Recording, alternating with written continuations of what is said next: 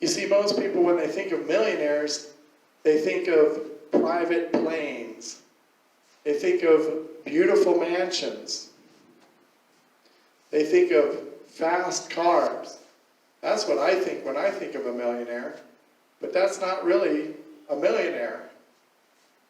That's probably a billionaire. In the book, The Millionaire Next Door, they talk about millionaires and how they are usually really frugal people and they live very modest lives. In fact, if you look at two houses, you wouldn't be able to tell the difference between the lifestyle of the two people or their finances. They'd have similar houses, similar cars, similar yards, things like that. And one would be a millionaire and the other would be deeply in debt. Why? Because of their financial knowledge and because of their paying off their debts.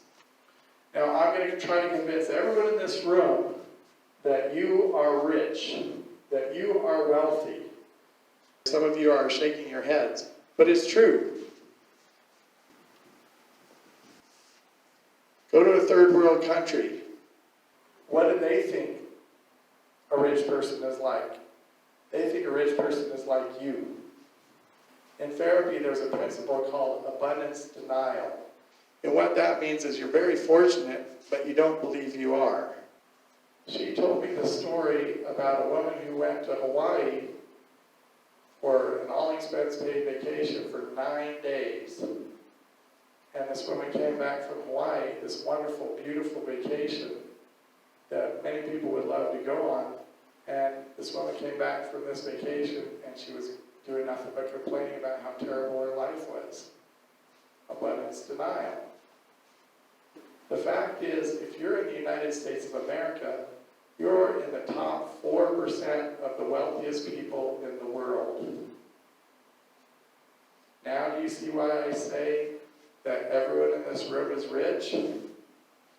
Even the poorest people in the United States are in the top 4% of the world's wealth. Now you hear a lot about the 1%. 1% of the world, Americans own 90% of the finances or whatever. And people get really angry about it and they want income redistribution. But doesn't it put it into perspective that all of the people doing the complaining are in the top 4% of the world's wealth? So they're 2%, 3%, 4%, and they're all complaining about the 1%. Doesn't that seem a little bit ridiculous? It does to me.